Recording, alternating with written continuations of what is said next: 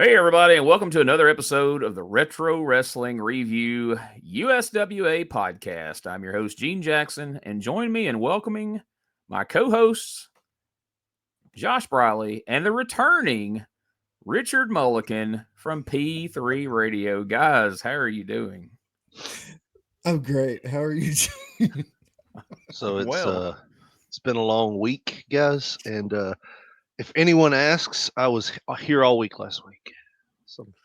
Some things went down, and I'm trying not to talk about it, but I was here. So if anyone asks, anybody comes around in suits with ties or county and city officials start asking, I was here. Definitely not by the Hoover Dam Mm. at all. I heard the Marino brothers were looking for you. I was here. Heard some of that shit we've been talking, and they were coming for you first. Well, I feel better. I thought when you first popped on the screen you were blind now or something, and that's why we. With all the other issues that I've had this week, that would. I thought you were going to throw a meat, or what do you call that? A GoFundMe to get your eye surgery that you're trying Gene, to get money for. Let me ask you a question. Have you ever closed your eyes and pretended to be blind? I know I have, and it scared me to death. I'm minimalizing what blind people go through just by closing my eyes. But, it makes me scared to think of that, Gene. So this is a tribute. It's got to be a hard life, right? I mean, yeah. Well, Richard, we missed you last week. BT did a good job filling in for you, although he did go for the Meemaw impression within the first couple of minutes. Josh shut that shit down. You'll be happy to know and let him know that was not going to be allowed. Nope. So, per your wishes, by the way. Gimmick infringement, brother. You didn't live that, man. You didn't live that shit. We talked about on P3 Radio this week. It's like it feels weird if anybody does it that wasn't chastised by my grandmother at some point. Yeah, unless you've been dog cussed by her. You can't do the voice unless somebody told you look like a shitting dog. So to your face. She didn't care. I've caught myself starting to do it just to prompt you, and then I don't feel right. I don't think I've earned it, so I stopped myself. Well, we can get a Ouija board and get you in on it if you want. Yeah. So if you're listening to this on the day it drops, then it's Thanksgiving Eve for our listeners here in the United States. And for the many listeners we have in other countries, we are thankful for you for joining us. And so do you guys have big plans for Thanksgiving? I'm just going to get drunk and avoid my family. So the old I don't Thursday, drink. Right? Yeah, I know. I don't drink. I'm going to go to probably 2 or 3 different meals and shit. That's how you do it right there. It's going to be fun. I'm going to be in and out of the hospital. Dude, that's legit. Like, my stepdad's having some pretty serious surgery tomorrow in live time, and I'm going to be having to travel and take my mom and stepdad stuff, and so it's going to be a crazy week. And then Saturday I'm going to be in Memphis doing the Hurt Your Feelings comedy show at Hernando's Hideaway. If you're in Memphis, come on out. It's this Saturday, the 30th. So that's just adding on to the stress of the already busy week. So you get to go in and insult Hernando's people. Hideaway. Come on down to Hernando's Hideaway. We're going to have the Hurt Your Feelings comedy with the Richard Mulliken. We had the I'm pretty sure that's where it was supposed to be. Yeah. Now that you're doing that accent, I'm a little thrown. It reminded me of the Fernando's Hideaway and Saturday. Surely that's whoever named it. That was from that old Billy Crystal bit from Saturday Night Live. That's all I think. Older than most anybody listening to this show right now. I'm quite sure. I told Richard on the show, I said that name. I mean, I'm glad you got the booking and stuff, but it sounds like you're going to be dodging a stripper pole the whole time you're doing a bit. It definitely sounds like a Latin gay club. Oh, wow. Hernando's Hideaway? That doesn't sound like a Latin gay club. I feel like that's like, you can't throw a dart and hit a better name than that. Come to see me with at Hernando's Hideaway.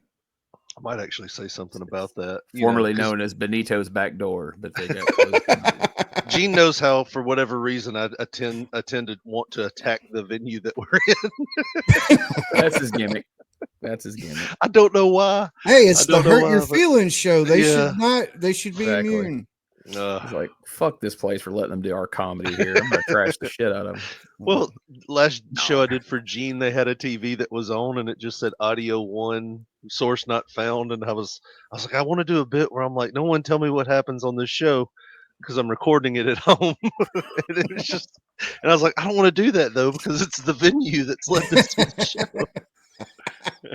I was like, go for it, man. This is our third show, and that's been on the TV every single time. But I'm always just happy it's not a football game or some shit. Yeah.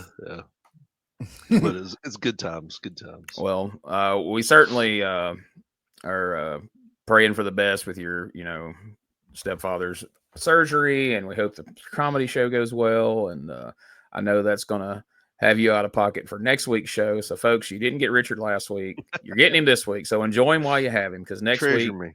he's going to be gone again, and we will. You almost didn't have him this week. I know. we almost ditched him. And thanks to a few VHSs, we've got Josh. Hey, that's right. I love it. VHS saved the show, and Jiggle that yeah, handle I thought we bullshit. were going to have to call BT this morning, Josh, and get him to pinch hit again, as he's going to do allegedly again next week. He has said he's going to, so don't hold us to that in case things change, because my only Thanksgiving plans is just to eat a lot. So, but only at one place. I'm not going to go to various venues like Josh is and eat. So, but see, the beauty in that is, if there's always 2 or 3 shitty things, so you can just get the best of everything and not feel guilty about not filling your plate all the way. It's a solid plan. Now, are all 3 of these places, are they all going to have traditional Thanksgiving, or are you going to have like turkey, and then you're gonna get to one place and it's like, we're having a fiesta luau or some shit. And it's like tacos at my in-laws, usually we may just have like a fucking ham or something like that, but there's always going to be turkey somewhere. I'm going, right. So it's going to have so much tryptophan in you that you're crawling to get to the third place. Josh may not be here next Sunday either. He may still be in a turkey coma from Thanksgiving. Like you've been hit with one of those darts that they hit like wild animals. Exactly. I keep saying Sunday, and people are like, "What? This comes out on Wednesday." Well, kayfabe, we record this on Sundays most of the time. So, anyway, without further ado. This week, we're heading back to June 19th, 1993 for this edition of USWA Championship Wrestling. And the show kicks off, as always, with Dave and Corey letting us know what we have in store for us, as we find out that this week, the natural Bo Alexander is going to be taking on Jeff Jarrett.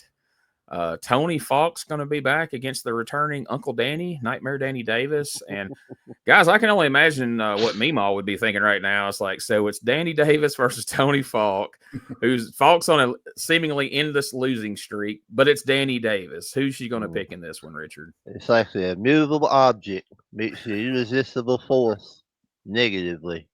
I mean, are they trying to run away viewers? Neither one of them's going to be able to lose to themselves. I just don't know what's going to happen. I don't think I'm going to watch this week, Gene. Well, it could be a draw. Yeah, it's really we got to figure out, is it going to be a double count out? Is it going to be a double DQ? I think one of them's going to have a cardiac issue, and they're just going to end it. Like it's going to be no contest. I think it will rip a hole in space and time if Dan Davis don't lose this match. Master of Terror, I'll have to show up in a DeLorean and save them from themselves. Hey, Danny, get in, man. We got to go to 2015. For some reason, I'm feeling like that's the wrong choice. Danny's like, go backwards, Kenny, go backwards. Yeah, I'm going to tell you, I ain't even alive then, but that's probably a bad idea. Yeah, definitely don't go backwards. So Corey tells us that today we're going to be seeing a newcomer named New Jack, because the cadence in which he says New Jack's name implies that there's an old Jack, apparently. He always says New Jack, which I would have thought that would have been Dave. They couldn't get New Jack, not Corey, but perhaps they'll book New Jack Keezer, Arkansas very soon. We shall see. We take our usual opening break there, and we come back with Brian Christopher still sporting the Southern heavyweight dinner platter around his waist. And, of course, Dave Brown is still on what we have decided last week, Richard, is his personal mission to get Brian Christopher to defend his Southern Heavyweight title dinner platter against Jeff Jarrett, because every week now he is just harassing the shit out of Brian Christopher to sign this damn contract. And Maybe of course, maybe he gets a signing bonus. he must. There you Like when- see Dave intently looking at Brian to see what he's going to say. And of course, Brian refuses. And so Dave lets him know that he will be facing The Undertaker. So, all right. So 2 weeks ago, he had to face The Undertaker. At first, he was a little bummed out about it, but at the end of the show, he was talking shit. Last week, Richard, you picked a good week to be indisposed, because I don't know if you even bothered watching the show last week. I'm sure you didn't, but he had to face a guy called Contract Incorporated, who was just some random black dude with a mask on. I don't think we're going to see any clips of that match probably ever, if I had to guess. The fans are going to get a little shortchanged this time, though, because yes, Brian Christopher is going to have to face The Undertaker now that he's refused to face Jeff Jarrett. However, The Undertaker not bringing Paul Beaver to town this time. It's just The Undertaker. And Lord knows he's not as threatening when Paul Beaver is not in his corner, you know?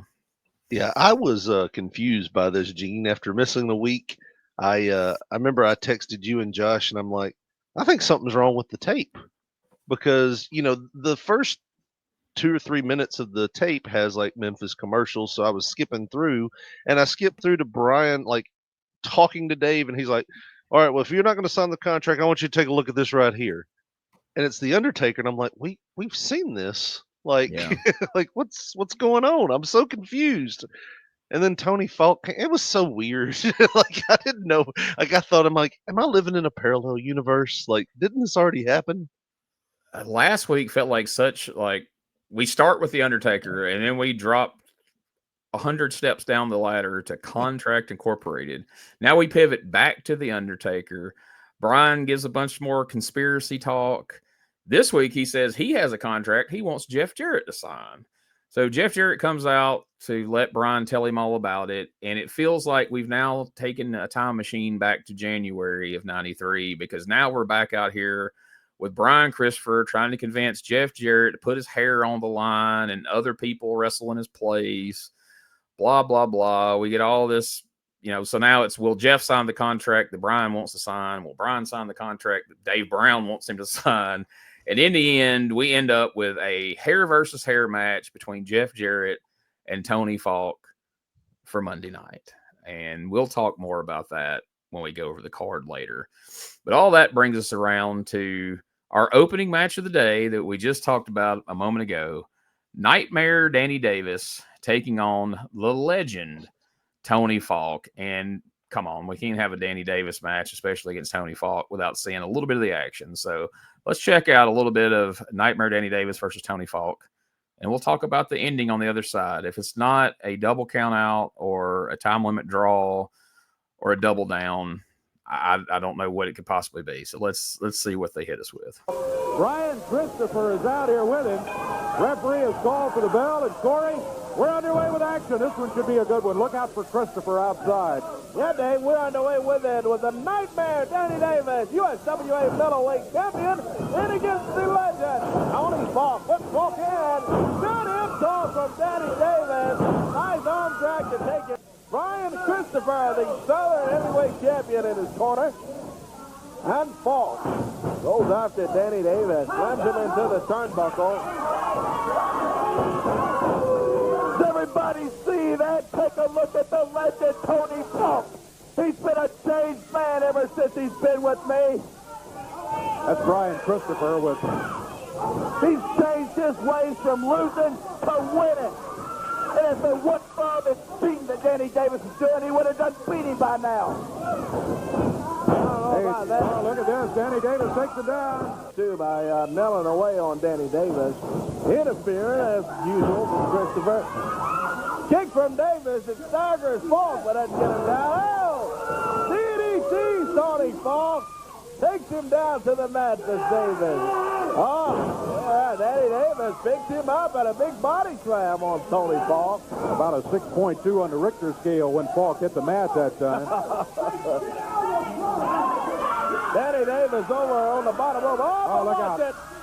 Earthbound Christopher pulling the chain out of his tight. He's up on the apron line. Davis lost the right hand from Christopher. But he went after Falk and caught referee Paul Neighbors. Falk just stopped and Danny caught Paul. Christopher busts Danny Davis with a chain. 1, 2, 3. Tony Falk gets the win with a big assist from Brian Christopher. I'll defer to you guys to lead on this one. I'm at least I'm glad that it wasn't like a DQ or something. It was a decision, and they actually put some thought into making it happen. And just it felt like a spot show or something. You know what I mean? It was a fun ending opposed to just, well, let's double DQ it or have a run in or whatever. So even though it didn't go the way that I thought it should, man, it was fun.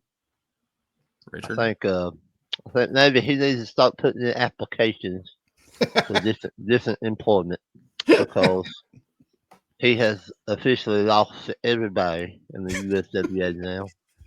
He even lost to the referee. You cut it out, but he lost to the referee. The referee punked him out at the end. It's just terrible. I'd be embarrassed. So my first thought watching this, I don't know if you guys remember, but I think it was in '92, Tony Falk for a little bit was given the moniker Man of the 90s. I think it was Lauren Davenport or somebody was his manager. And eventually they pivoted to somebody else who was called Man of the 90s. But I feel like they should drop the nightmare and just call Danny Davis Man of the 90s, because these freaking tights he's been wearing lately just screams Man of the 90s on there. Good Lord. He looked like a Taco Bell cup, didn't he? Exactly. Exactly. He is wearing a Taco Bell cup as tights. But beyond that, that was the first thing I noticed when this match popped up on my TV the other day when I watched this. Seemingly for weeks, ever since Kevin Lawler went to ECW with Eddie Gilbert, TD Steele had been our lone television referee. There was no Frank Morrell. It was just TD Steele all day long. Well, all of a sudden, here's Paul Neighbors back and in the ring. And as we'll clearly see, after this match and then later in the show, Paul Neighbors is back for a reason. We have this post-match angle with Uncle Danny and Paul Neighbors. And then after the show takes a break, we see another similar post-match incident between Neighbors and Jerry Lawler that saw Neighbors knock the King on his ass after his match last Monday night against Papa Shango, I guess it was. So then we get a promo from referee Paul Neighbors where he defends referees in all sports and talks about how put upon all referees are in every sport. And then he delivers the line, "I'm not the wrestler, I'm the referee." Well, before we move on, let's just get y'all's take on it. So what do you think about this Paul Neighbors potential angle here thus far? Poor TD Steele. Like, this would have been such a great gimmick for him had the powers that be probably not looked at him and said, "Well, you're TD Steele." I mean, but here's the thing. I like TD Steele. And why not use him? Was it that he was too intimidating and you need a little weaselly guy like Paul Neighbors that looks like he does? Like, what's the deal? Why couldn't they use TD Steele for this? Because he didn't have a promo like Paul Neighbors, dude. Like, dude, I absolutely love this shit with Jerry Lawler and Paul Neighbors. It feels real. It's like they're trying to connect with the fans in a way to where they're like, because I remember going to the first few spot shows I ever went to. I was like 9 or 10 years old or something. One of my main gripes was that fucking referee. And then I remember specifically, I confronted a referee when I'm like 10 years old. I'm like, "So you didn't see what he was doing out there?" And I had a whole conversation during concession with this motherfucker. So, dude, it felt real. It felt like something that, just that kid in the front row, he's pissed off about too. And, to add to it, you let him knock the King on his ass and then run away like a piece of shit. And with that promo, the way he talks, that ponytail, oh my God, dude, he is the ultimate heel referee. Like Now- Danny Davis, the dangerous Danny Davis, doesn't hold a fucking candle to Paul Neighbors in that regard. Now, here's the question: were they paying referees at this time? Like, why couldn't they have had TD show up to do a match? Because later, Paul Neighbors is just hanging out by Danny, and nobody's even saying anything about him being this evil referee. Yeah. He's just doing his job. You know, Well, it comes and goes. That's kind of how it happened in the WWF with the dangerous Danny Davis thing. Like, shit would happen, then he would make a promo on the next Superstars or something. Then you see him out there reffing again. You know, it's his job. Yeah, I believe referees did get paid in this era. The wrestlers didn't get paid for TV, but the referees did, because it's not like they're going to go get more. I mean, I guess it's possible they could go get more refereeing gigs because they referee on TV, but they're not featured until something like this happens. But so then we go to a pre-recorded interview with Jerry Lawler, who lets us know that there's been a match signed Monday night between he and Paul Neighbors. So 2 weeks ago, Paul Neighbors wasn't here. We had, one referee, TD Steele. Suddenly, Paul Neighbors is not only back as a referee, he's booked into a main event match with Jerry Lawler. And Jerry Lawler warns Paul Neighbors that this week they are going to get it on. Be warned, Paul. I love that when they show the clips from the Coliseum, Paul Neighbors is wearing a referee shirt that has Levy Auto Parts promoted on the back. He doesn't wear it on TV, but he wears it in the Coliseum clips. So that's fun. So we're gonna take our first podcast commercial break early today, because we got something fun on the other side of this. And let's take a quick break, and when we come back, I think Josh at least is going to like this part of the show. And I do want to throw in, I was thinking this as Josh was telling us about how much he liked the Paul Neighbors and Jerry Lawler angle here. I love having Josh on the show, because I feel like Josh is less cynical than you and I are, Richard. That I think, having been involved in wrestling, I don't know if cynical is the right word. I don't know, but I feel like there's some angles where me and you are automatically just like, fuck that. Where then we pitch it to Josh, and I'm expecting him to say the same thing. And Josh's like, I love this. This is great. So I love having that different perspective on things. So that's cool. So let's take our break here.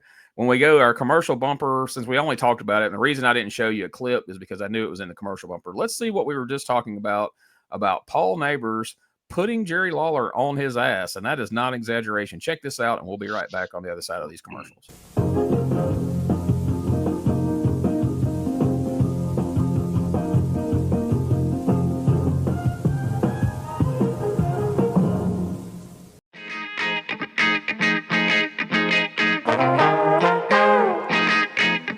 Hey, it's Bob Smith, and guess what? The Outdated Wrestling Hour is now part of the WrestleCopia Podcast Network.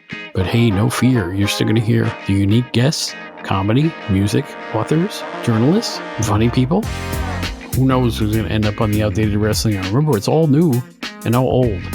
So check it out in the WrestleCopia Podcast Network and wherever you get your podcasts. Listen if you know what's good for you. Hey guys, Ray Russell here, curator of the WrestleCopia Podcast Network, inviting you guys to listen to many of the programs here as part of the WrestleCopia brand, including, but not limited to, the Wrestling Memory Grenade, currently covering the 1988 and the WWF project. You can also listen to the Regional Wrestling Podcast, where we talk the territories, whether it's Jamie Ward with Georgia 81, Roman Gomez with the UWF in 1986, or Gene Jackson covering Memphis in 85.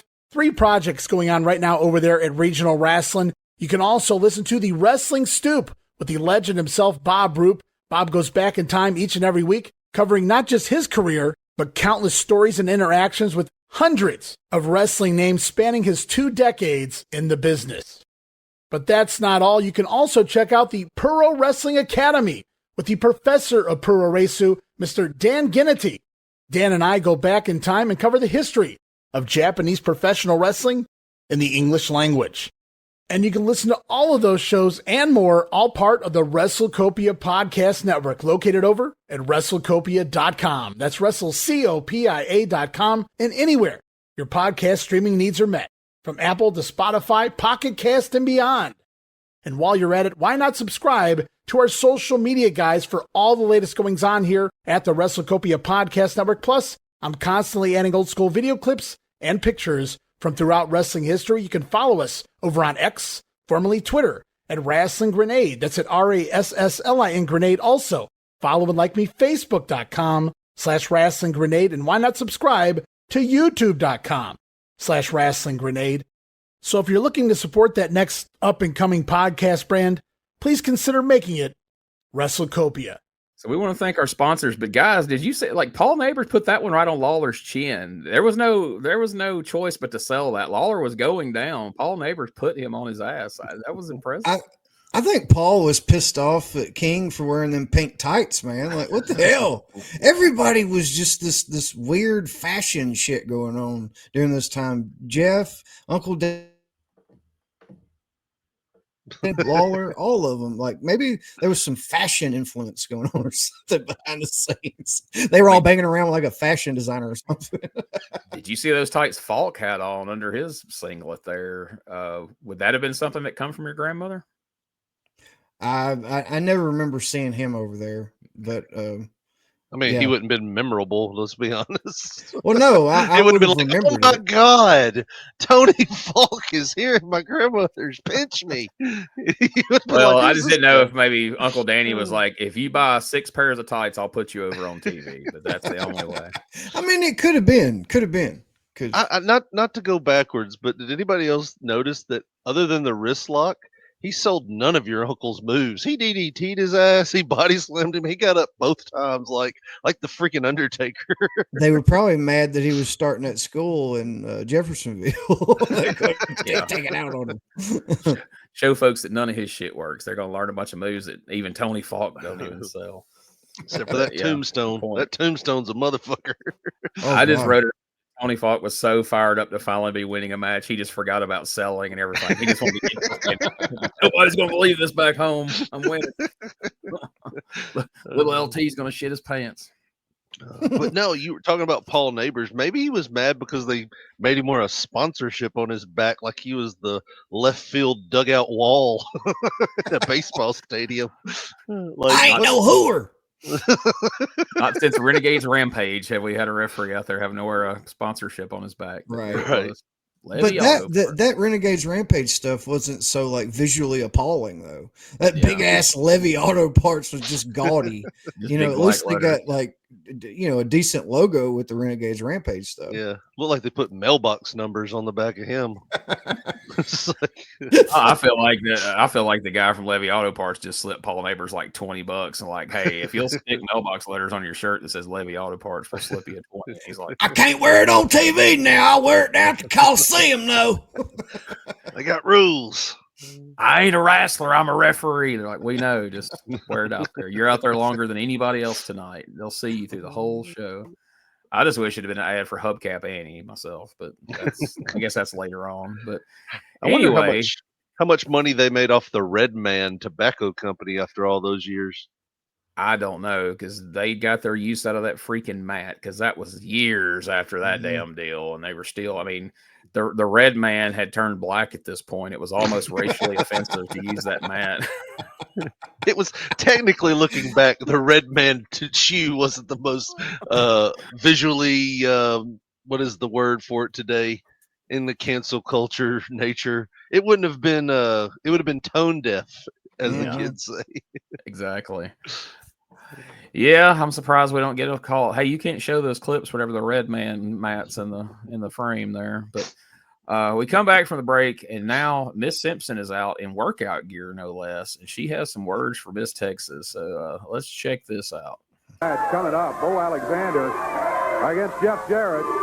Here is Miss Simpson. Miss Simpson has asked for a bit of interview time, and we're going to provide that right now. I would like to say one word to you, Mrs. Texas. I have to explain a few things. Obviously, you don't understand the fine quality that Master Christopher and I are. We're used to soaring with the eagles, and quite frankly, lately, we've been gobbling with the turkeys, and the turkey is you.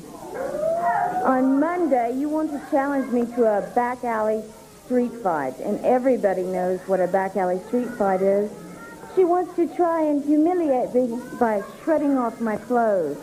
Well, I have nothing to be ashamed of. Nothing at all. Matter of fact, I'm quite proud of my body. I've been working out really hard lately. Let me show you. This is what a real woman should look like. See my muscles? See how big they are? And if I was you, Miss Texas, as far as your body's concerned, you've got bird legs. Skinny little bird legs. Your only hope is to die and hope for reincarnation. We'll see who's humiliated. Monday, we'll see you there. Well, that's the word from Miss Simpson with her opinion on the match which is coming up. The match is signed. There is no doubt about it. So I had to watch this one a couple of times, not for the reasons you'd think, but because I don't know, it was between watching her and then watching Corey Macklin's reaction to her and watching Dave's reactions were all humorous in their own way. Like, this is Dave's face here. And look at where Corey's eyes are. And look at Corey there. Lord have mercy. Right there, she said, "See how big my muscles are." I'm thinking the same thing, but not plural. You know what I mean? I was definitely Like, flexing, if you know what I my mean. muscle is right now. My God! I was Wow! definitely, Get in there. I was definitely Josh is at home like, I was definitely flexing it for you. Man, it about threw me off, dude. For real. It about threw me off. Yeah, but like even when she walked out there, whoop, there it is. Like, yeah, everybody knows what's up. Everybody. She kills me saying Mrs. Texas every time too. Mrs. Texas. Like, that's not, you can't just say Mrs. Texas. But so we're getting a back alley street fight, which we learned what that was back when Mrs. Texas fought Burt Prentice in one of these. It's a street fight where the only way you lose is by having all your clothes stripped off. And I think we already know what Josh's answer is going to be for the Monday night question later, but I don't want to spoil it and jump ahead. So we won't ask him right now. We're just going to move right on past that. So that leads us. Go ahead. Did we not like notice that she was slipping in and out of her accent too? There was just so yeah. much going on there. She's like, Mrs. Texas, boy, get in there. It's just like, oh, good Lord, your accent is slipping. Corey is checking out you the whole time. Yeah. That was one of my favorite. Looking at that ass in there. Yeah. Oh my. Yeah, I don't know why we went home and made 2 more Corey Macklin Juniors. I don't know why we felt like she needed a British accent for this gimmick. And if we did, why didn't we check with her first and see if she could do one? I mean, I feel like they just called her up like, hey, if we bring you in as a British nanny, can you do a British accent? And she's like, yeah. You know, and they're like, right. Okay, well, we saw the 8x10. We'll figure it out. I can see Jerry. Well, you know, she was married to Chris Adams. I mean, if you've had your ass whipped by Chris Adams for 6 years, you got to pick up something besides a black eye or two, right? She knows how to flinch when a super kick's coming. I'll tell you that much. Oh, domestic violence. It's funny, right? Oh, yeah. How we don't get canceled is a great mystery to everyone, but so far so good. We're dodging bullets left and right. But like so Matrix. Exactly. Match number 2, Jeff Jarrett taking on the natural Bo Alexander. And Richard, we talked about it last week with BT. Usually I can get online, do some research, and I can have some insight on just about everybody that comes through here. Couldn't find shit on Bo Alexander. BT said he couldn't either. He's just kind of a man of mystery, so to speak, like Austin Powers. So, this is what our 3rd chance to see Bo Alexander in the ring, but the first time to really see him in a competitive match, if you will. I didn't clip any of this match. It wasn't a bad match, but nothing really stood out to me as great that we needed to see. But of course, we had we had a pin in the first match, so we can't even let Jeff Jarrett get a win over Bo Alexander. We got to have the mob run in for the DQ. Luckily, Uncle Danny had gotten over his loss to Tony Falk, had strapped on his Zuba britches, and was ready to come in there and fight off the entire heel roster, even though he couldn't fight off Tony Falk earlier. What you guys think of this match? Dude, it had to have been a this or that situation, right? It's like, all right, you gonna go in there and be He-Man at the end of the show, then you're gonna take it on the front end from Tony. Like, there's no, you get over here, then you get over there or something. But yeah, he came in there barehanded, and it looked so 90s, dude, with the lightning bolt shirt and shit that every flea market had during that time. And then Zubaz, and I think it was the pyre of the Zubaz that had him so pumped up. He whipped everybody's ass. Dude. It gives you the strength of both Road Warriors, because they were the ones that were behind those. So I think that's what the selling point is. I think he was late hitting the ring because he was in the back burning his boots like he should have been.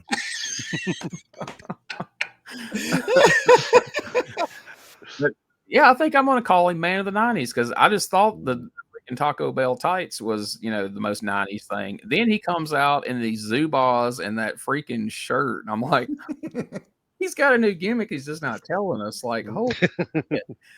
But, Bo Alexander.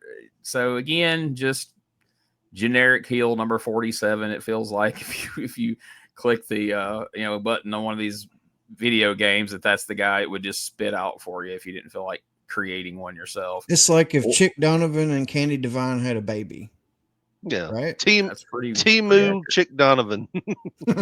Yeah, just 80 years younger. But I don't know, man. It's going to be interesting to see how long he sticks around and what they do with him. But I mean, they thought enough of him to not let Jeff Jarrett get it. I mean, Jeff could have got a pin and then they all hit the ring. Why could we not get a finish in here? But we've been asking that forever, so we've come to expect it by now. But as we return from another break, go ahead.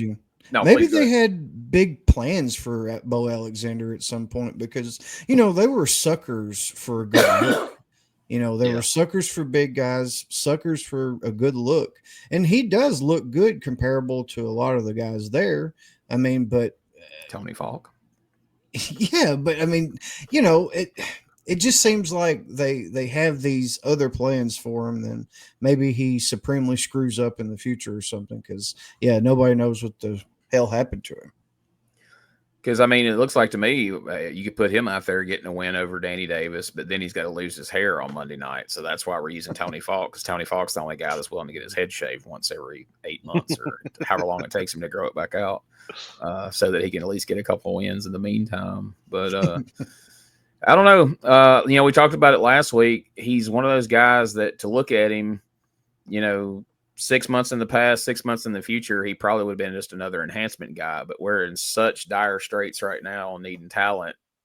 We're going to see what we can do with him here. So it'll be interesting to see how things go. He's already outlasted the Untouchables and Ronnie Lotz, who worked the territory 1 week. It's like, nah, we're not doing this. And nothing solid. Back to Chicago.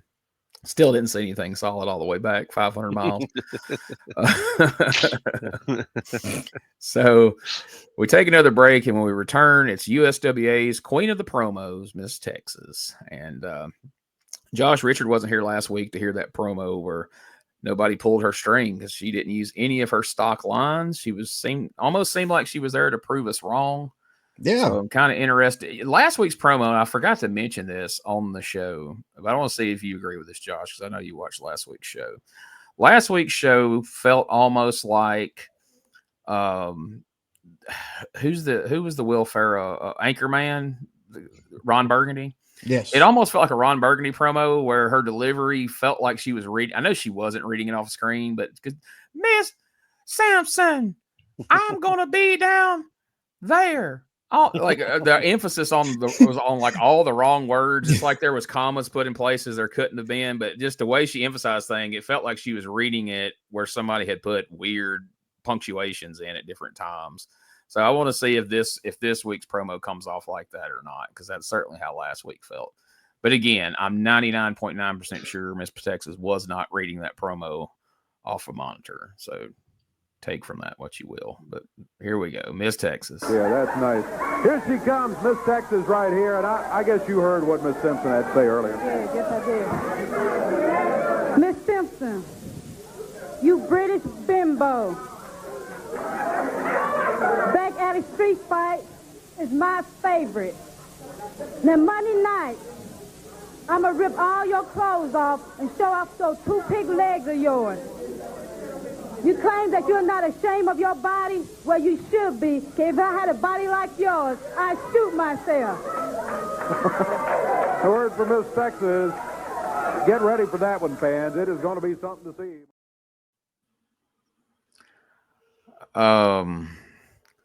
So clearly no one is coaching Miss Texas on her promos. I mean, number one, beyond the fact that it's just so ridiculously an absurd statement to make, but if I had a body like yours, I'd shoot myself. Now, even if that were true, that's a little strong for Saturday morning network television. Right after cartoons, we got her out there saying this, and we all just saw Miss Simpson a few minutes ago. So, I mean, your faces look like mine, but what can you bring yourself to say about this on the other side of it? I had just watched Muppet Babies, and now there's a woman on here doing cyberbullying before cyberbullying was a thing. She did what she did. If she would have put that in an email and sent it to somebody, would have been a crime. Like, I'm going to beat you. I'm going to strip your clothes off. And if I look like you, I'd shoot myself. Like, if you said that to someone, they would arrest your ass and throw you in jail. And you'd have a court date and everything. Absolutely. So I feel like kind of what you said, Gene, in terms of she had guidance. She felt like me whenever I had to read that dare speech when I was like, I stayed up all fucking night, like trying to study it because I knew I was going to be up there just like saying it off the top of my head and stuff. There's only 4 lines too, by the way. He was no. It was something. Child. It was something that I wrote. It was a whole goddamn like 7-8 sentence deal. You know. Do you remember any of it? For the glove of God, please. Well, I talked about it a little bit when we covered Dare a couple years ago, but just for this one, yeah, I remember the tagline at the end, and I thought it was going to bring everybody in too. I was like, man, I'm sure to win that coat with this fucking line. Just face it, I love Dare. Like, that's how I ended the little thing. That's so corny, but I thought that's what they would want to hear. And then whenever they announced the winners and stuff, like I was 3rd place and I got that little bullshit bag, a little duffel bag. This little asshole's telling us what we want to hear. I wanted to fucking hit that bitch in the head with a sock and roll of quarters to get that jacket, man. And that is the heel Josh Brawley origin story right there. That day. Well, either way, I felt like Miss Texas was instructed. She stayed up all night last week reading that promo, and you know, she felt like maybe somebody like made fun of her in the back or something. So this is what she came out with. They're like, well, you know, you go out there and just say whatever you want then, if you just feel that way about it. And she went out there and said that. I feel like Jerry Jarrett's like, let us read what you got. And she's like, no, you just head out there with everybody else. It's good. You sure you don't want to run it by us? No, it's good. And then they're back there watching the monitor. You should shoot yourself. Jesus Christ, Lord. You all of a sudden hear this fucking cadence of phone ringing in the background of the station. They send the tape to Vince. He called her, Jerry, goddamn, pal, what's that black chick doing down there? That's why she went to WCW first. Exactly. Did it sound weird that she came out like monotone on her first insult? She's like, you 2-bit hussy. It was just like it was like Bambo. That's what it was. She wanted to call her British bitch. That's been the opening line of every promo since Miss Simpson's got there. She hasn't wavered from that. It's always, you British. Sometimes she'll add blonde. You blonde, British, bimbo. And then it ramped up from there. It just dawned on me why they're doing the British thing too. What's coming up in about 3 weeks or 2 weeks? July 4th. Yeah. Oh, that's right. We're in June. It's the Chris Adams thing, man. Yeah, it took me a minute. I was like, yeah, that's got it. They're British bimbo. Point out that she's British, you know. Yeah, I wouldn't doubt it. Yeah, that's as solid a theory as any, honestly. Yeah. I just each time she leaves from doing a promo, I'm like, why is nobody like getting tighter reins on her and being like, tell us, all right, give us an idea of what you're gonna say. And then when she says, and then I'm gonna say she should shoot herself. Maybe you don't say she should shoot herself. Like, but when she said she's gonna tear her dress off, you can see Corey's face back there, like, I was talking. That's not ridiculous. That's not ridiculous at all. But we'll see how things turn out for Miss Texas and Miss Simpson, or Mrs. Texas, as it were, according to Miss Simpson. But so now we get our weekly Jerry Lawler softball game update, and it's the most literal one to date, as Lawler is on location at a actual softball game, and it was recorded there. And so he tells us all about his upcoming softball shenanigans. I don't know. I actually fast forwarded through this one, I'm ashamed to say, but we take another break, and then we come back to a clip of the King of the Ring. Now, this probably wasn't in the one you guys saw. I watched it off my hard drive. But there's a clip from the King of the Ring where Lawler cuts a complete heel promo, attacks Bret Hart, stomps his crown.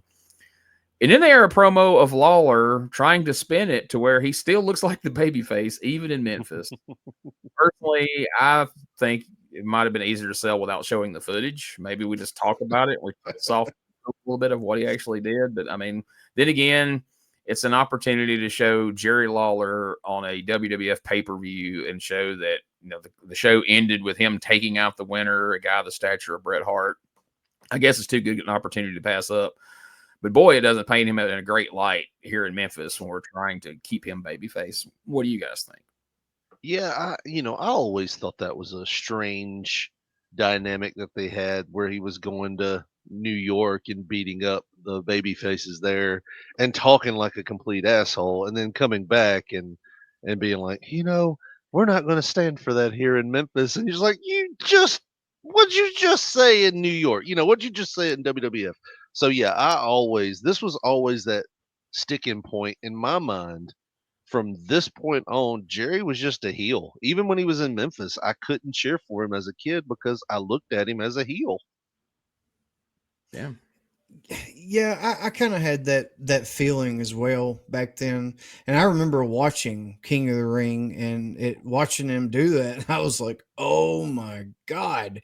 But honestly, I think I accepted his excuse back then because I knew that, he had always came on TV and there's one king of wrestling, and he had even referenced, WWE or WWF tried to have a king of wrestling, and which King Harley Race. I remember that.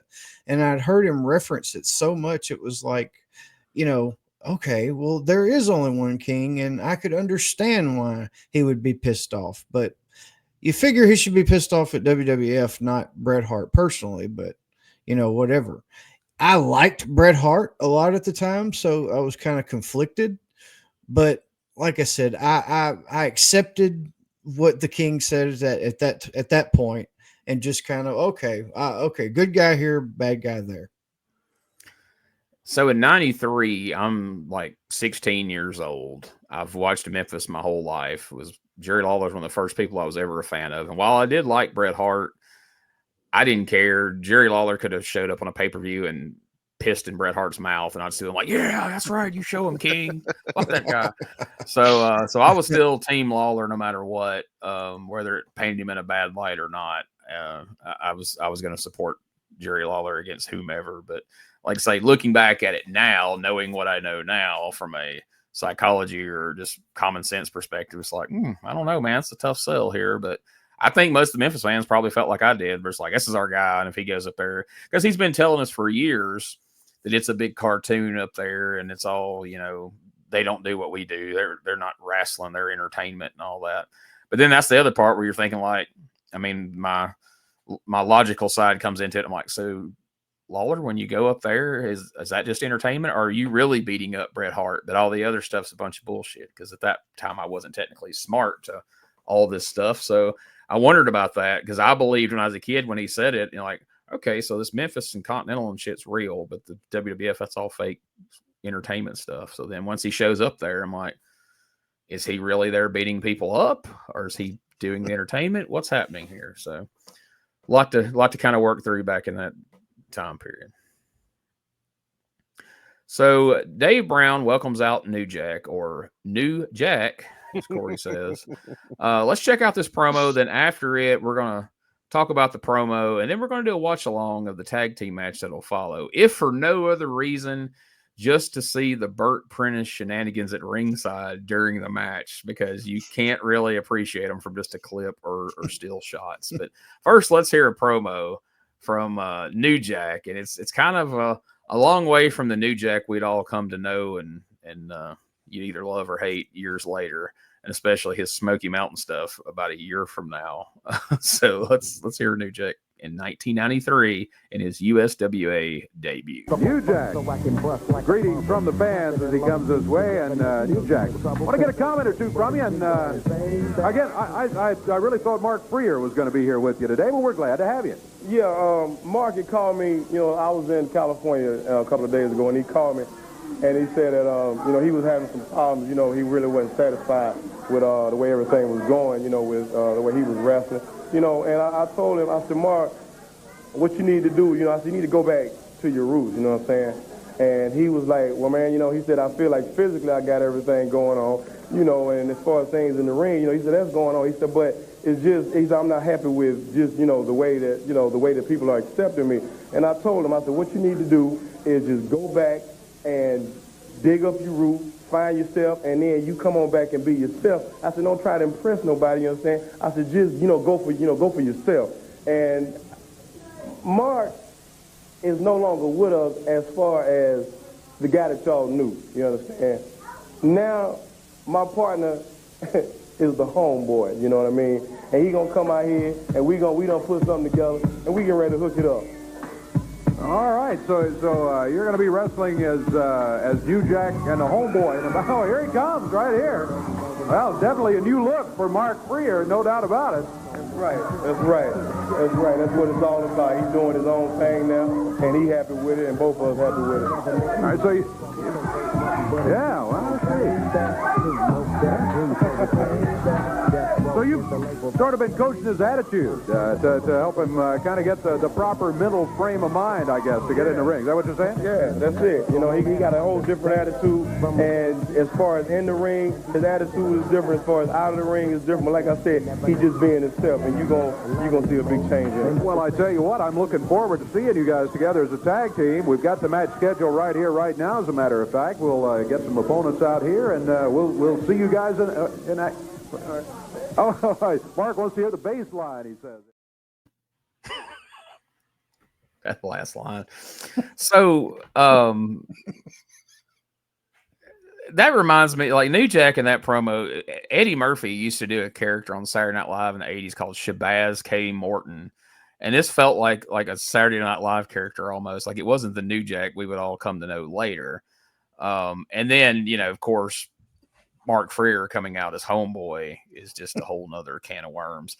I'm going to give you all a chance to speak at length about that in just a moment, but I do want to throw in some insight that I gained this week that I didn't have previously that I shared with you guys in a text. But so I'd been trying to find out and I couldn't. BT finally reached out and got some clarification. We've been asking for weeks, where the hell's PG-13? Where the hell's PG-13? Well, turns out PG-13 had been fired during this time period from being young guys that suddenly had this opportunity thrust upon them. And, they were apparently like showing up late for a couple of events and then they like no-showed an event or two, which I think Wolfie told BT. Some of it was just, being young and dumb. Some of it was, they're both broke indie wrestlers just starting out. So they're driving around in like a car with like retread tires. So they're having blowouts and cars breaking down, things like that. So they miss a couple shows. So they get fired.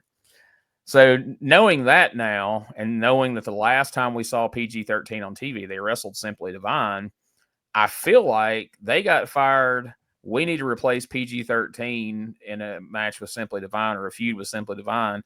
So let's go try to create our own new version of a PG-13, which is the only thing that makes New Jack and Homeboy make any kind of sense to me. Do you guys think that I'm in the right direction, or this is all just purely coincidental? 100%. Yeah, sorry, Richard Lee, you go ahead. Well, thanks, brother Josh. They were doing this later on too when they try to do the Too Cool 2 thing. Like, you know what I mean? Like, it seems like there's always a gimmick that it's like USWA or the Memphis brand wants to have a tag team that caters to that hip hop group, but they want them to be white for whatever reason. I don't know why. That's just, and there's only two that really did it well, and that was PG-13. So you're trying to emulate something that was getting over naturally with something that looks like what we just saw, which just looks dead in the water. It just looks like a generic Wish version of what you want. I could see the battle backstage, being, or not just the battle, the conversation. Jerry Jarrett, Lawler, whoever would be like, did you see the way the fans got behind the heel PG-13 team?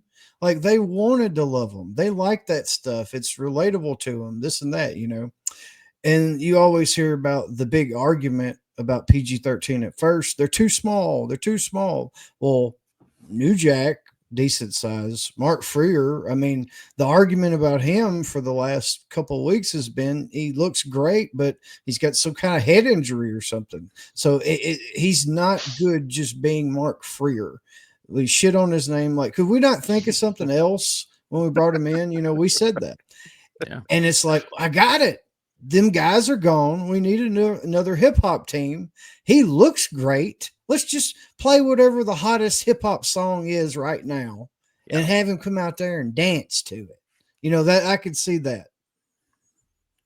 I don't know if I did it here or if it was one of our post show things we record, but I told the story of New Jack telling in a shoot interview whenever Jerry Jarrett called him up and asked him, was it on the show or was that in that was on like one after show or something, right? I think so.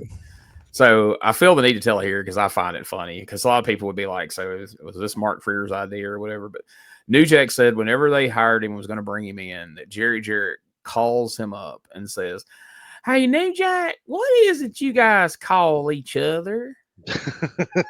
And New Jack's like, "Excuse me? Like, what do you guys call each other?"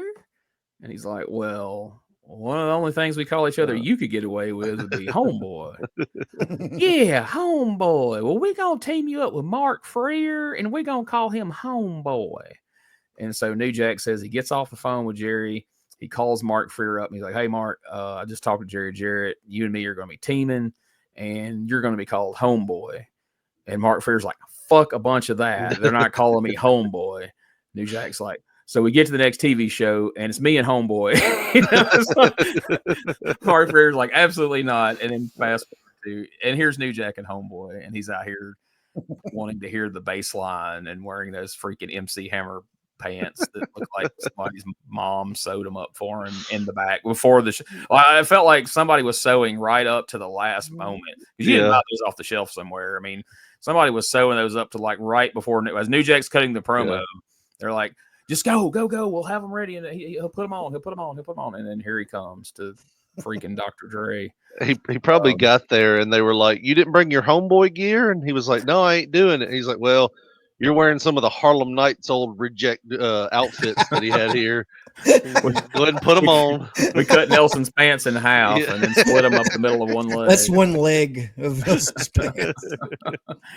But yeah, so I guess Wolfie said that they had been fired and didn't know if they were going to be coming back or what. So we've went and found New Jack and Homeboy. And he also told BT that, because I had been wanting to know about the Phantom babyface turn.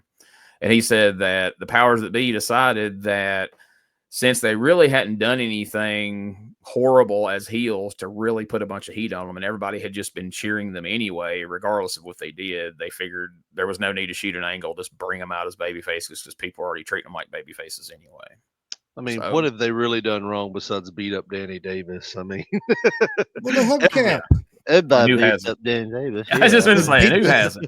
They beat the shit out of Mrs. Texas. Man, she wants people to shoot themselves. She ain't sympathetic. Yeah, she's out here trying to get people to commit suicide, and that's unacceptable. Clearly, so let's watch the debut tag team match of New Jack and Homeboy as they get ready to take on the Shadow and the Scorpion. So we're going to cue that up right now. And Mark's feeling good. I'm glad to see that. I mean, mental attitude has a lot. Now, is that the same? Is that the same Scorpion that Mr. Uncle Danny violated with that tombstone? no, this one, Lord, no. this Scorpion's got 100 pounds on him. It looks like. Oh, I'm thinking of the Shadow, Yeah. which is so funny that he wore his knee pads on the outside.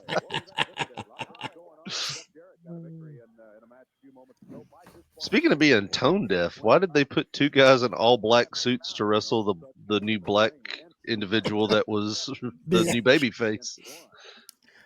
And it kills me that Homeboy drops all the Homeboy stuff he's wearing and just backed it in his neon green tights for the actual match. Like, you need to keep that on to keep the Homeboy vibe going, I think, anyway.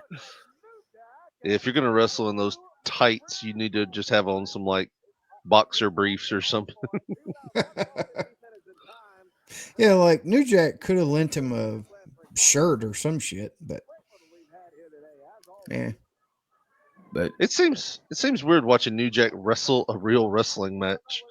I know he's out here doing arm drags and stuff. It's like, what the wait? But I mean, I don't know. We'll watch this as it goes along, and after we're done, I'm going to read you the review they did of this match and see how down on New Jack they was. And I think you nailed it, Richard, as far as like what the Memphis area wanted. This always wanted this type of tag team to appeal to the crowd. But what was funny is they wanted PG-13 to be heels, and they got a babyface reaction, and now we're presenting this, which probably could have been a great heel team with a white guy trying to act black, and then New Jack's natural personality. Because Lord God Almighty, now that right there is pretty rough. Oh man, they make the Bruise Brothers look like goddamn Luthez. I don't My know what God. the hell that was. So I told the Shadow, drop down, leapfrog. He didn't do it, so I stabbed him 14 times in the face.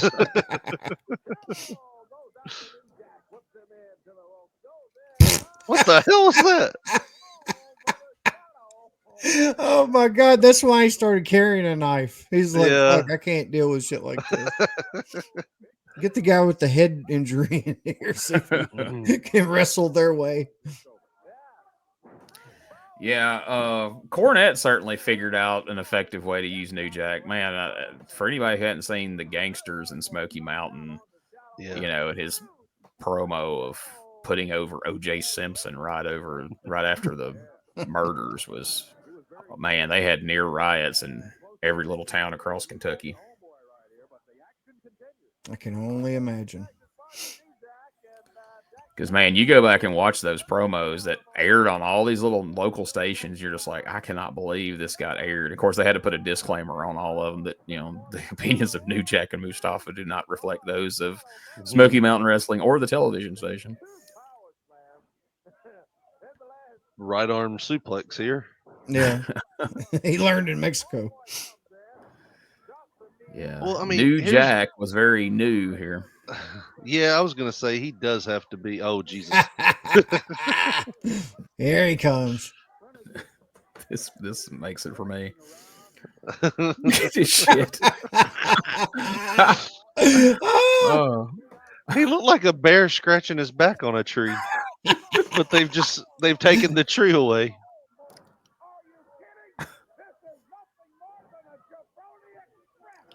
Pony Express.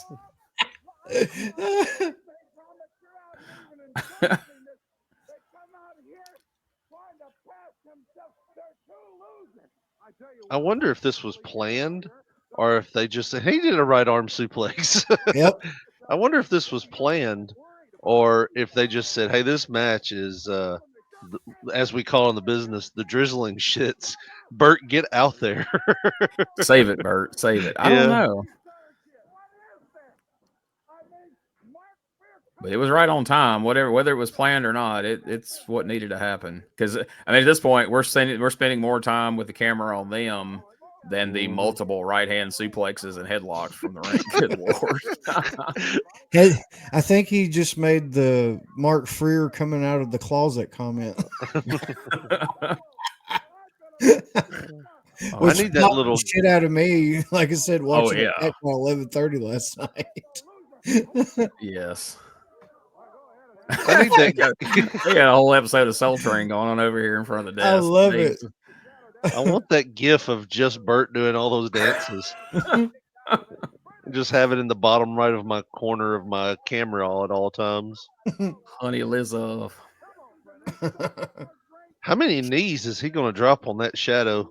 He's done Man, this match, they know a suplex, a knee, and a elbow drop, and a headlock, chin lock. That's it. I mean, that's all you see. Well, and New Jack pulled out some arm drags at the beginning, but I do think it was funny. He tagged in Frere, and he did the belly-to-belly suplex and tags New Jack back in, and he's like, oh, that seemed to work. Let me do a belly-to-belly suplex.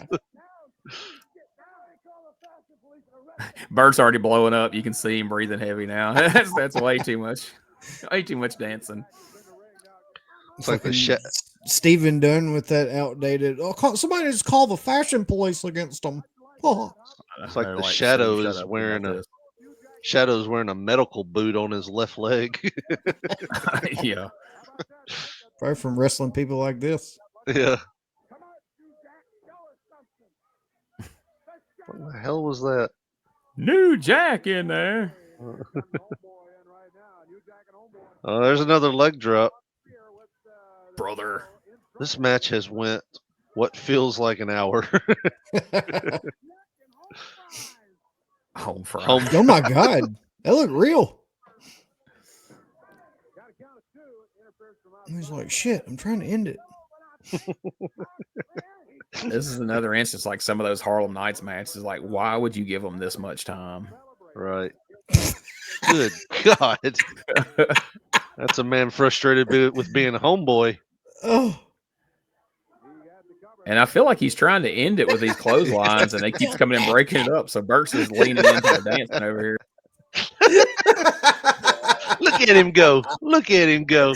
Oh, I bet he was fun at a nightclub. I was going to say, you know, he did that, spent many nights in Nashville. New Jack's going to come around here now.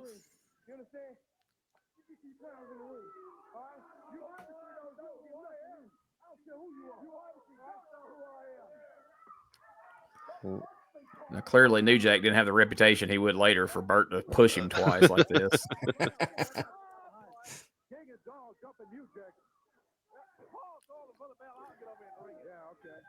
If this would have been New Jack a year later, this would have been a whole different scenario after Bert pushed him. New Jack would have called him the F word and then stabbed him, and then we'd have had to go straight to commercial and come back to an apology. We apologize for that stabbing you just saw in there, and for the hateful language and hate speech that New Jack used. The newest Jack. Tell you what, I want to find somebody in life that loves me like Mark Frere loves that clothesline. He does it so much. Lex Luger used a lot of clotheslines, but he didn't have nothing on Mark Frere. I do think it was funny. Josh said, "I bet he was fun at a nightclub." It's like probably, but not the ones you were going to. Know which one. He's depressed if there's too many ladies. There's a reason why he was dancing to the beat of "In the Navy" by the Village People. We got to go down the road a little piece. This new bar down here. That may be the secret to where Mark Freer got hired. He may have been dancing in one of those establishments that Bert was hanging out in. But come on down to Sausage Fest. Anyway, Honcho's Hideaway. And you can see Richard doing comedy at Honcho's Hideaway next Saturday night. We'll be there. So I want to read you guys what the Wrestling Observer newsletter reported on that last match and see if you agree with it here. It says, let me cough first. A new wrestler debuted called New Jack, who was said to have been the worst wrestler debuting in this territory in years, which covers a lot of ground. He claimed to be from New Jersey, and maybe he even was, and he grew up with Mark Freer. He said Mark Freer, who has been losing his matches, needed to get his head together, so now Freer has changed his ring name to Homeboy. The two then did a squash match, which attempted to set a world record for missed moves by New Jack alone.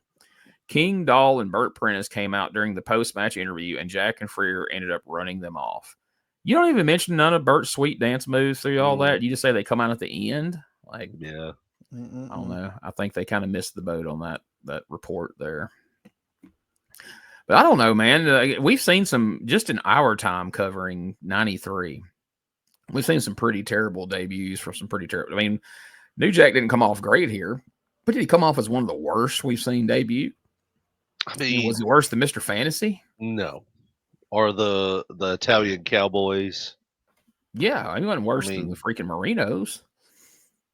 So yeah, I think I think New Jack has never been the best technical wrestler, and live TV. That's the one thing ECW did really well, is they would kind of hide the flaws a little bit better by accentuating other things.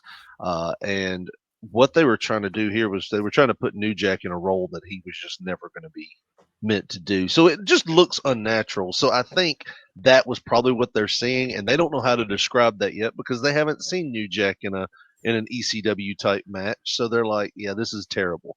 But they're just really seeing a round peg in a square hole, And that's what I loved about ECW, because like you take a guy like 911 and they're like, what do you do well?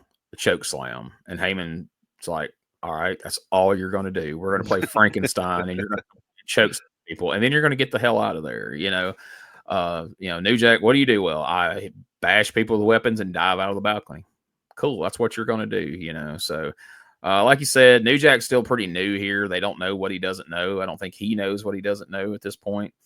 And he's going to turn out to just be a gimmick. And it's kind of hard using a guy who's just a gimmick early in their career, because you have this stage where you have to pay your dues and all this kind of shit. And they're really just not cut out for that. So we'll see how New Jack and Homeboy progress from here, how long they stick around, what happens moving forward. But right now we're going to take our last podcast commercial break, and then we're going to run down the card for this Monday night and see where this show takes us.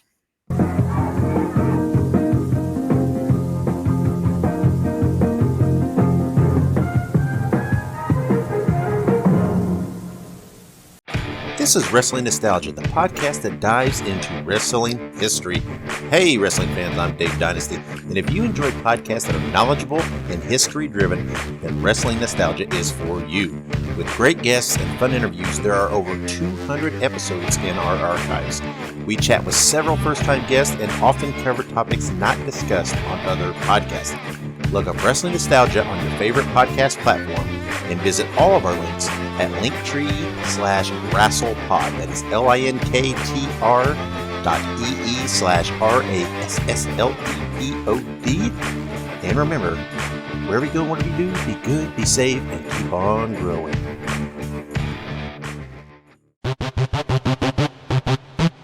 Ladies and gentlemen, welcome to Give Me Back My Pro Wrestling, the podcast that's based on the old school but can still help you find the good stuff from today. Jimmy Street and the Plastic Sheik, Jarrett, are the undisputed tag team champions of the wrestling podcast world. From thought-provoking topics to superstar interviews to action figure expertise. This team does it all, and all they ask is, give me back my pro wrestling!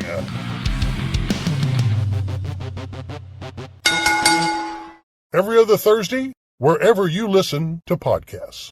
Hey guys, this is Wolfie D from PG-13. Check out my podcast, Live and in Color with Wolfie D, every Monday at noon. We're talking Memphis, we're talking ECW, WCW, WWF, everywhere that I've been. We even have some great guests, some Hall of Famers on the show with us. Every Monday at noon, Live and in Color with Wolfie D. We want to thank, once again, WrestleCopia for having us as a part of the WrestleCopia Podcast Network. And yeah, like I said, I think that's going to be at least one of our commercial bumpers each week if no one's opposed to that. So if Richard wants to vote it out, we'll I'm hear him fine out. with it. But, I love it. all right, guys. Let's hear what all this is building up to. Let's find out the card we've got in store for this Monday night, June 21st at the Mid-South Coliseum. Against Danny Davis. That's just the opening bout. 8 big bouts coming up Monday night down at the Coliseum, too. The natural Bo Alexander today. He was going against Jeff Jarrett. We had a good match going here, and all of a sudden there was interference, and it ended up with Jeff Jarrett getting the win by disqualification. Monday night he has to step in against the Missouri Tiger. Big Jeff Gaylord will be waiting for the natural Bo Alexander. Come Monday night at the Mid-South Coliseum, those tag titles are going to be on the line, and Rex King and Steve Dahl went heading out of here, and they were kind of like puppies with tails stuck between their legs when they left. You, Jack, and Homeboy looked mighty good. As a team, don't they? Yeah. Ran them right out of the ring, and Bert Prentice went running out here leading the charge as they left the studio in a great hurry. Back alley street fight rules are going to be in effect as Miss Simpson goes against Miss Texas.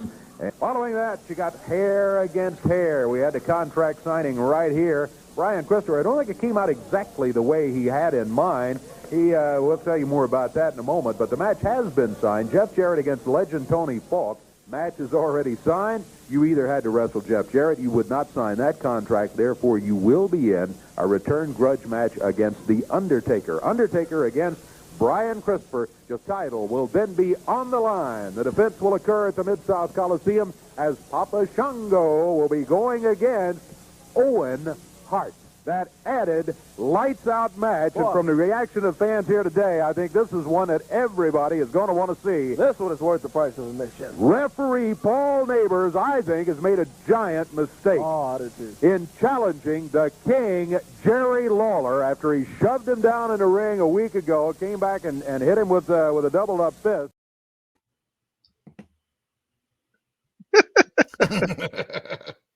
I didn't include the promo. I probably should have, but we got a promo there from Papa Shango and Burt Prentice. But can you imagine being Owen Hart? You come down for a world title shot, and you realize your semi-main event to Jerry Lawler and the referee being in the main event.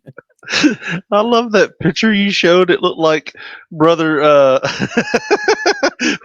Yeah, it looks like it's like you go to church and they're like, well, Brother Love went down there and he's on his mission trip, and this is the pictures he took of some of the villagers that he's trying to turn over to the Lord. This was Zombie Steve, and he's a pretty good feller. I mean, yeah, he used to be a cannibal, but we prayed the sin right out of him, and he's reformed, and he ain't ate but 3 people since then. And he got wife and kids now. It's good to... Watching those matches be run down, the only thing I could think of was like the first match. And my grandmother used to antagonize me a little bit too. She thought she could get on my goat. And all I could think of, now, recently, when Danny loses that principal, you're going to have Saturday school from now on. Like, Jesus Christ. No! No, I won't go on Saturdays. All right. So we know the card. What's going on with Mike Samples? Like, did he just left unannounced? Is he fired? Is he injured? I don't know. I haven't been able to get any insight on that. They just all of a sudden, like, okay, well, Bergstrom, you're by yourself. No more promos from Mike Samples. Mike, you're off. Like, we hadn't seen Mike Samples in, was this 2 weeks in a row? No mention, no nothing. Maybe he's in Russia. I mean, that's been the weird thing with Samples is like he'll be here steady for weeks, and then suddenly he disappears, and you're like, all right, well, Mike Samples isn't here anymore, and he just pops back up, usually with a new person suddenly. But he seemed to be a big part of the presentation of the principal, and now suddenly he's not here, but the principal for some reason still is. So I don't know. There's been nothing mentioned. That's one of the things I was looking for when I went looking through the Torch and the Observer this week, was to see if there was anything about Samples being gone or why or when he'd be back or anything. But there was no mention of him, so I don't know. We'll keep an eye on that. I've reached out to Mike Samples a couple different times to try to ask him questions, and he hasn't responded. And he's on the USWA Universe group, and he's responded to some things there. But as far as direct messages, I he hasn't responded to anything. So. He may be one of those that don't really check them or something. You never know. Or he may have watched the show at some point. Anyway, let's ask you guys the questions and see how you felt about today's episode. So, of course, question number 1: what was your least favorite part of today's episode? Oh man, it had to have been the Homeboy segment. Like just not the match, but just the whole process of New Jack coming up with this long story that no one would have believed, and then Mark Frere coming out as Homeboy dancing. It came off as phony to me. It just didn't feel believable, and it was like the part where I was just rolling my eyes most of the time. Like it just felt bad. I gotta echo that. I mean, it's one thing to reintroduce somebody like over time, where Mark Frere wasn't very successful. He's not winning matches. The fans aren't really taken to him. Let's just like make him disappear. Maybe that's what's happening with Mike Samples. Maybe he's going to reemerge as something else or whatever. But Sampy D. Yeah. But the new manager of PG-13 when they return. But to literally reintroduce this son of a bitch the very next week as this Homeboy. I mean, like Richard said, the story doesn't feel real. I mean, you've already said he's from Baltimore. You said that more than once. I remember shit like that, and I know other people do. So it felt totally fake. And whenever he takes off the Homeboy garb, it's like, still the same loser. Bert Prentice nailed it with the Jabroni Express. Like New Jack, in reality, would beat the shit out of the guy that Mark Frere is when he takes off. Well, even the guy in the Homeboy get up, but especially the guy in the neon green tights standing there. Like he wouldn't team with him. He would freaking beat the shit out of him. No. But the sad thing is, it really defines all this to me. Bert Prentice didn't look any sillier doing what he was doing than Mark Frere did when he come out doing what he was doing. And Bert was mocking him, and he was trying to make us believe he was that guy. As it just tells you this is never going to work. Mm-hmm. So, from that aspect, what was your most favorite part of today's episode? So, it was a toss-up for me because in my head, for personal reasons, the whole time the Danny Davis Tony Falk match was going, I could hear voices. I was like Randy Orton, but it was just one voice in particular. I heard voices in my head, and they were just laughing the whole time. It was my grandmother, and I was just sitting there dying laughing the whole time watching the whole thing. That it became fun for me to watch this match because I'm like, oh, she would have had a field day with this. This would have been like top 5 favorite matches for her because she would have loved this. The other part was just the comedy of the Miss Simpson interview. Both of those things was just, for me, that was the best parts of the show, was the Danny Davis match and the Miss Simpson interview where she's slipping in and out. Dave's making weird faces. Corey's looking, catching some glimpses here and there. It was just, for me, golden. So for me, I guess I got a 2-parter.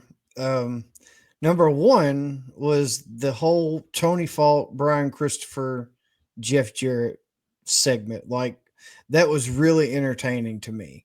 And just Tony Falk, for whatever reason, has always been one of the more like just subtly entertaining people. Like, I don't know how to describe it. It's not like he's over animated or anything like that, but it's just some of the things he says, like whenever he's prompted to say shit, is just absolutely hilarious. And I don't know if he knows that 100%, but that's the way it comes off. And Brian was just absolute gold.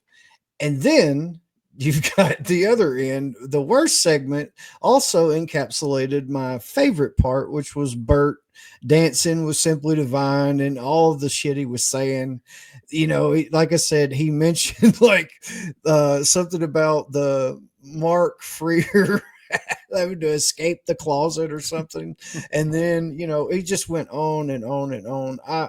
I remember being a kid rewinding that part just where Bert first comes out and watching it over and over and over, and just the insults he was hurling, man. Like, you know, WWE, like, or WWF, I was a Bobby Heenan guy. Like, he was a horrible heel, but he was so entertaining. Bert Prentice is my Memphis Bobby Heenan. I'm like y'all. I'd like to think that was just an audible of like somebody's watching the monitor going, "Oh, this match is shit. It's Bert. You guys go out there and do something to save this."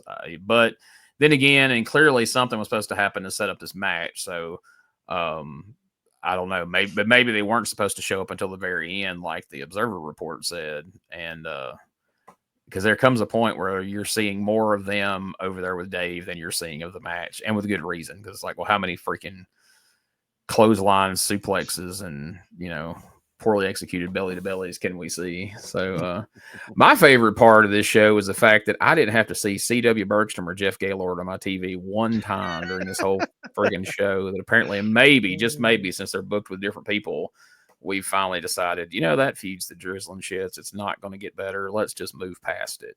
So we can only hope that's the case. Would this TV show have inspired you guys to buy a ticket to go to Monday night's card? The TV show, no, but the card itself, yes. Because I think the TV show was a detriment to what the card looked like, to be completely honest. I'm going to want to see Owen Hart. I was a big WWF fan as a kid. I loved Owen Hart. Just loved him when I was a kid. This was before he kicked Bret's leg out of his leg. Right. So he was a baby face. Papa Shango's still there.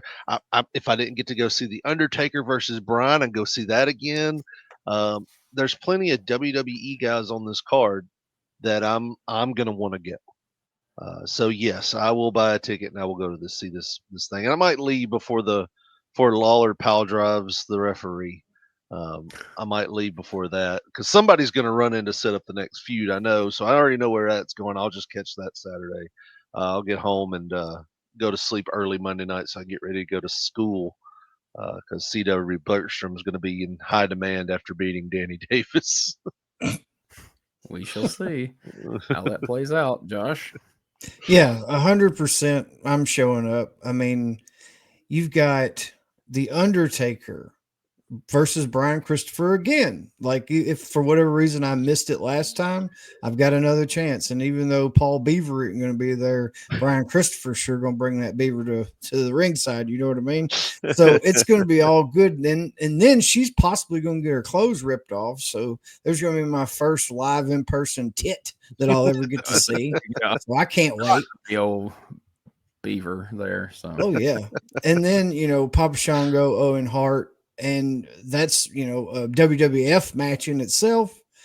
And then the last one, man, even though you hate it, Richard Lee, like I exclaimed at the first of the show, I absolutely love this shit. It feels real. I was super into it at the time. I thought Paul Neighbors was like one of the better heels of this show, you know. But yes, I'm 100% going. All right. Well, there you have it. Yeah, like you said, I think I kind of agree with what Richard said as far as the TV really didn't do the card justice because you got the Undertaker, you've got Owen Hart, two guys that you're just not going to get to see in Memphis very often, especially Owen Hart. So June 21st, 1993, Memphis, Tennessee, Mid-South Coliseum. Apparently, a lot of people felt the way you guys did because this show drew 2,000 people, a gate of $11,000. This is our biggest gate we've had since we've been doing this show. I feel like it's a combination of Undertaker, Owen. We know Papa Shango hasn't drawn.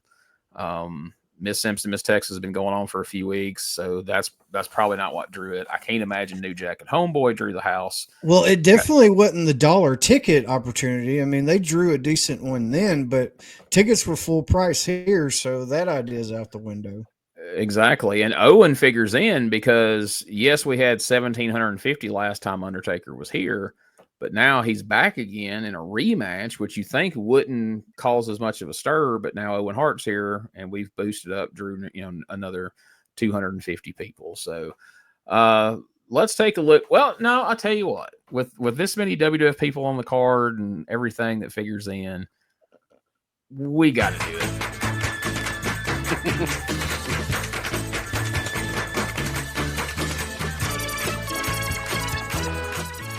How many matches do you think are going to end in disqualification? Josh, you were here last week and got to play with BT, so since Richard wasn't here last week and won't be here next week, let's give Richard first chance. How many of these matches do you think are going to end in disqualification? Once again, remind me, was there 6 matches on the card? You have 7. No, I'm sorry. We have 8 matches on tonight's card. 8 matches. Most 8 matches we've had matches. in quite a while as well. I'm going to say at least 4. So we're saying 50% of the card is going to be disqualification. Josh, Yes. you want to go higher or lower? So it seems like going higher has bitten me, so I think I'm going 2. Number 2.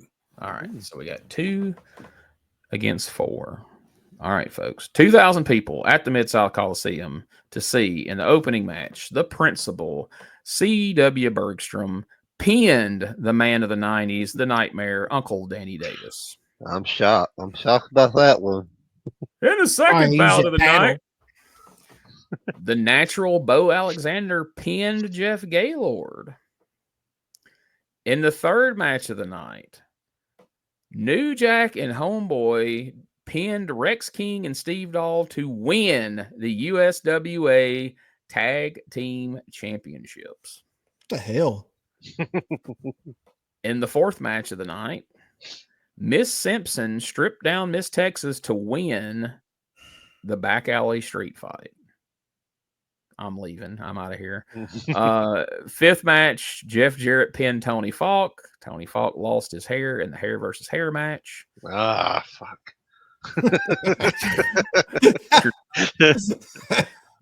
Match number 6, USWA Southern Heavyweight Champion Brian Christopher defeated The Undertaker via disqualification. In the semi-main event, and I forgot this even happened, the Rocket Owen Hart pinned Papa Shango to win the USWA Unified World Heavyweight Championship. And in the main event, Jerry the King Lawler pinned Paul Neighbors. 1 disqualification out of 8 matches, guys. I feel good about the direction we're heading in. We've been kind of down on things. We were kind of worried last week. We've been in a rough patch. We've got Owen Hart as the unified champion. Hopefully we got Papa Shango the hell out of here. We got a bald-headed Tony Falk. Things are looking up. I mean, we got New Jack and Homeboy as the tag champs. It is what it is. But, overall, a shocking ending to this week's how many matches are going to end in disqualification, because I don't know that we've had a card with less than 2 DQs. We haven't had many with less than 3 in a long, long time. TV-wise, yes, but a Monday night card, no. Oh, yeah. Like there's been at least 2, no matter what, probably 3. I'm going to go out on a limb here and say the biggest winner in all of this is going to be me next week, because if history has taught us anything, it's that if you get that many clean finishes in Memphis, the next week is just going to be DQ Central. So you guys have fun with that. I will enjoy being at the hospital. You're going to enjoy that.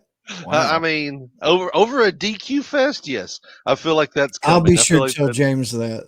Richard said he would rather you have a horrible surgery than to have to watch a Memphis card with 3 DQs. I feel like he'll be on board with that. Yeah, you're probably right. So just to compare and contrast here. So again, that was June 21st in Memphis, 2,000 people. And on June 18th in Louisville, we did a joint WWF USWA card, which was more of a WWF card than a USWA card. Drew 1,700 people to see this card. Razor Ramon defeated Tito Santana. Kamala defeated Damian Demento. Crush defeated Doink the Clown. WWF title match, Yokozuna defeated Hacksaw Jim Duggan. Blake Beverly defeated Virgil. Okay, that's random space. I don't know if these are posted in order, but Yeah, that was the main. Jeff Jarrett pinned Brian Christopher in a non-title match. USWA Unified title, Papa Shango was still the champion. Jerry Lawler defeated him by disqualification. In a USWA Tag Team title match, Simply Divine, Rex King, and Steve Dahl beat the Smoking Guns. Actually beat them. And in the main event, Bret the Hitman Hart defeated Lex Luger. So that card drew less in Louisville than the other card drew in Memphis. So that's a pretty solid card. But again, Louisville has not been drawing anything close, to what Memphis has, for the big show. So it's not entirely surprising. But as I was going through the Observer looking and I saw this card, I was like, whoa, that's some heavy hitters in some of these matches here, aside from Blake, Beverly, and Virgil. Just Virgil's a different heavy hitter. Yeah, well, if true, we sure found out when Virgil started turning babyface and started doing promos. We found out why he was so quiet all those years as Ted DiBiase's manservant or whatever they called him. How did they explain the fact that Simply Divine was still the champions in Louisville, but because Louisville happened on the 18th and the title change happened on the 21st? I didn't tell the shows in order. We jumped back to the previous week in Louisville. Gotcha. Yeah. Yep, that's why Papa Shango was still USWA champ or unified champ, and that's why they were the tag champs. So they could beat the Smoking Guns, who were former WWF Tag Team champions, but they couldn't beat New Jack and Homeboy in Memphis. And then if Lawler wins the title, and then they go to Memphis the next time, and it's Papa Shango and I don't know, their weird time travel week behind booking always confused me. I don't know how they kept up with it either. So here's how I see that. If Jerry Lawler had won the title from Papa Shango in Louisville, that would mean Owen Hart would have faced Papa Shango in a non-title match, and Jerry Lawler would have defended the unified world title versus referee Paul Davidson. And Josh would have been psyched. Josh would have been like, our first world champion referee. This would have been Put it on him. Put that belt on him. He ain't no wrestler, Josh. He's a referee. But yeah, so overall, not a bad show, not a great show, but I mean, once it was over with and I realized, I'm like, no Gaylord, no Bergstrom, because we saw a lot of them last week, it felt like, more than anybody needed to. So it was a nice little break from them. The New Jack and Homeboy stuff was fun for what we do. As a fan watching it in 93 or even a fan watching it now, it's like, ugh. But knowing that we do a show that we try to have fun, I'm like, oh yeah, this has potential, I was even selling it to you, when I said that I told that story to y'all a couple of weeks ago, I was selling the point like, hey man, this show kind of sucked, but at least we got New Jack and Homeboy coming up. We can have some fun with that for sure. And so here we are.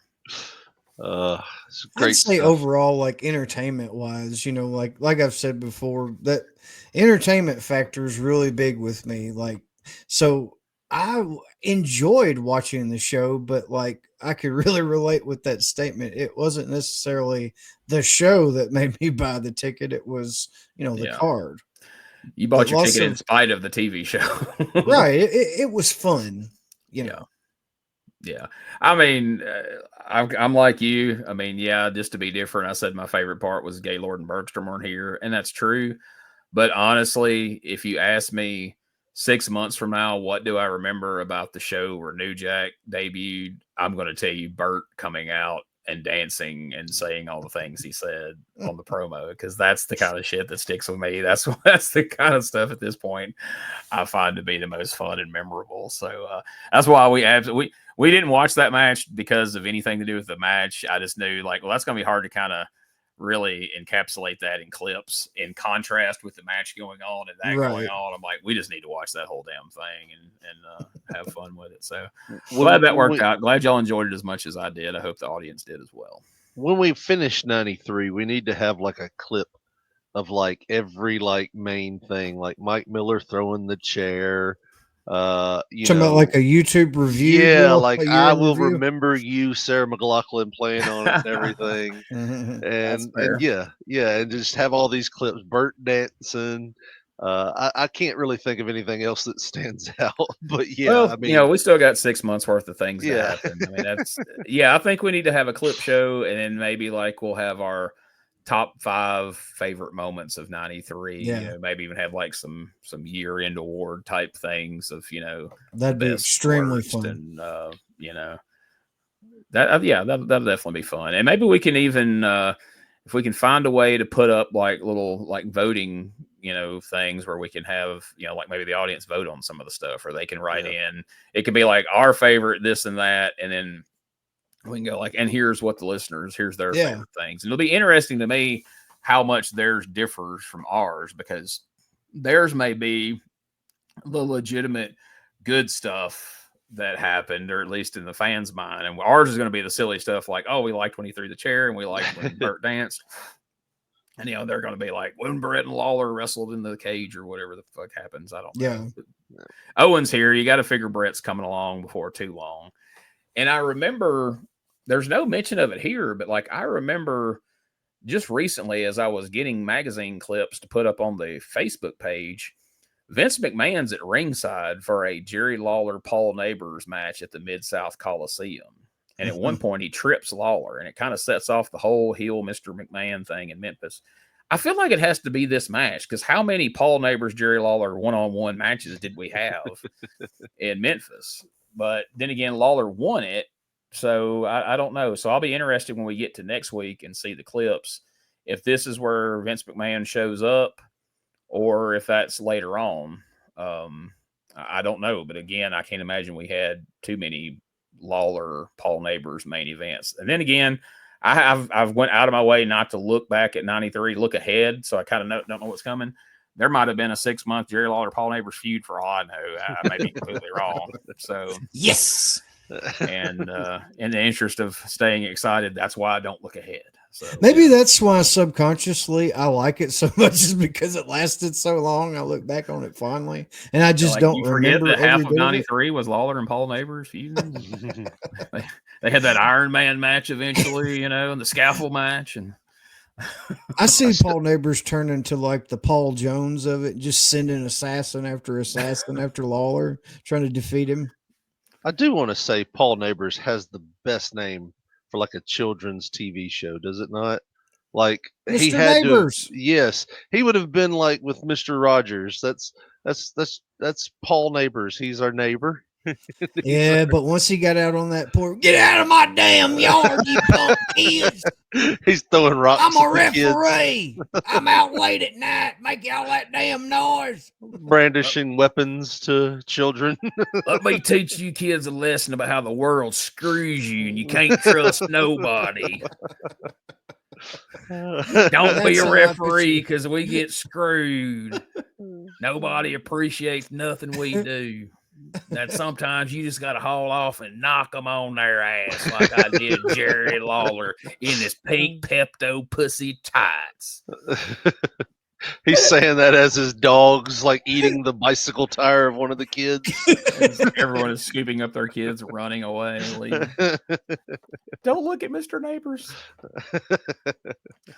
Well, all right, folks. There you have it. Another episode in the books. We appreciate it. Before we get out of here, guys, do you want to plug what's coming up on P3 Radio this week? What's some of them shows we talked about on there, Josh? Brother Josh? Oh, man. We had fun with a few different clips this week, but we had a lot more fun with just each other talking about... that sounds bad. Don't say it like that. Talking about past events and whatnot, but... we had more fun with each other. Yeah, it was a blast, this show. We kind of let our hair down and just... I mean, there was some stuff we kind of said again that I'm not very proud of, and there were some words being used, like Richard. Can we say stuff like this on this one, or like the whatever you want. Well, he got loose with the midget, midget this, midget that. Now, we just talked about different things, and. It was either way. Overall, it was kind of like this show. not necessarily one thing we talked about. It was entertaining feel. You know what I mean? Well, nothing's better than when Richard lets his hair down. So it's always fun. Yes, folks, you can always count on P3 Radio not holding back. They have fun over there, and it's one of the few places left in the world you can go. And things might get a little inappropriate from time to time, but it's all in fun. It's all for laughs and shits and giggles, as they say. So glad to hear that nobody gets uptight and you guys aren't catching any grief for any of it. And knock on wood, we haven't here either. So yeah, that's what you can expect from P3 Radio over on Dangerous Conversations with Doug Gilbert, Tommy Rich, this week being Thanksgiving week. If you're listening to this again on Thanksgiving Eve when it drops, on Friday, the day after Thanksgiving, I'm going to be talking to Doug and Tommy about a lot of the big Thanksgiving cards over the years that they've been on. Of course, Tommy was on some really big shows in Georgia over the years and had some pretty big matches on Thanksgiving Day. And of course, as did Doug and his dad, Tommy, and his brother, Eddie. So we're going to go through and talk about some of those cards, and given some of the names on those cards, I think it should spark some memories and some stories that should be pretty fun and timely being Thanksgiving week. So hope you folks check that out as well. And check out all the fine programs over on WrestleCopia.com. And join us again here next week. Again, Richard won't be here. We'll be joined by BT if all goes to plan. And then in 2 weeks, Richard will be back, and he'll be trying to catch up on what all happened in between, because a lot happened today. We have new tag champs. We have a new unified champ, and we have a bald Tony Falk. But we also are going to be having a Jeff Jarrett Southern Heavyweight title match. He's going to have a shot at the esteemed USWA Southern Heavyweight dinner platter. You just sparked a memory in me, Gene. I'm sorry. That was one of the things that we talked about on our show. We had fun with it. I started probably the first 3 minutes of P3 Radio as Jeff Jarrett, because we watched ahead and we watched their little well, Davey tricked me. And I just kind of had fun with that or whatever. Awesome. You made me remember that. I'm sorry. Awesome. I'll definitely be checking that out. And I was looking around the other day, and I guess it's after we had been talking about it on here. Like you said, your phone hears you. I go scrolling through Facebook, and there's a eBay ad that pops up in my timeline where somebody is selling a replica of that USWA title belt. And it doesn't look quite as bad as that one, but it is a big square. I'm like, as shitty as that looks, I almost want to order. If I had the money, I would order one of them just to have here for the show for us to do shenanigans with or whatever. But I don't know that that'll be in my budget anytime soon. But it's out there. If anybody wants their very own USWA Southern Heavyweight dinner platter to strap around your waist. And how cool would that have been to have at Thanksgiving? You know, you bring the deviled eggs on it and then wear it home. You know, I'm deviled egg champ. Yeah. Whoever's got to ride home with is going to take the L, though, because they're going to get some weird gassers. Well, all right, guys. Thanks as always. And we will see you all next week for another episode of Retro Wrestling Review USWA Podcast. Thanks for listening. Hey, folks, before we get out of here, I'd just like to take a moment to tell you we appreciate you checking out the podcast. And if you would, do us a favor, subscribe, rate, and review the podcast wherever you're listening to this right now, wherever you're watching it. If you'll just take a moment to either subscribe, to rate, and review, let us know what you think. We hope you're liking it. But even if you're not, let us know what you would like to see changed, and we will take that in consideration as we move forward. So we really appreciate any feedback we can get. Also, we just want to say how proud we are to be a part of the WrestleCopia brand of wrestling podcast. Ray Russell brings you something for everyone over at WrestleCopia.com. Check out all the great wrestling podcasts available over there right now. And for all things related to the Retro Wrestling Review Podcast, you can go to USWAPodcast.com. And you can find links to everything we have there, our Facebook, our Twitter/X, our TikTok, our Instagram, our merch store. That's right. We've got shirts, we've got hats, we've got phone cases, we've got all kinds of great stuff. And it's all right there at our store and you can find a link to it at uswapodcast.com. There's a link to the YouTube channel we're associated with, the Retro Wrestling Archive. You can find all that there. And if you have questions for us, if you saw something on the show that you have a question about or a comment about, if you've got some info to answer a question we have, or you got a question you want us to read on the air, if you want to work out an ad swap, if you want to have any kind of communication with us, you can go and send an email to uswapodcast@outlook.com, and I will get back to you just as quickly as humanly possible. And if you're a fan of Dangerous Conversations with Doug Gilbert, and if you've heard it, I know you are, check out DougGilbertPodcast.com for all things related to Doug's podcast. You can find links to our Facebook page for the show, our Twitter. You can find links to Doug's social media, his Twitter, his Facebook. All that's available there, plus a link to the YouTube channel. And if you have a question for Doug you would like for me to ask him on the air, you can send that question to DougGilbertPodcast@outlook.com, and we will get it added, and it will get answered in a future episode just as quickly as we can work it in. So we appreciate you listening. Thank you so much.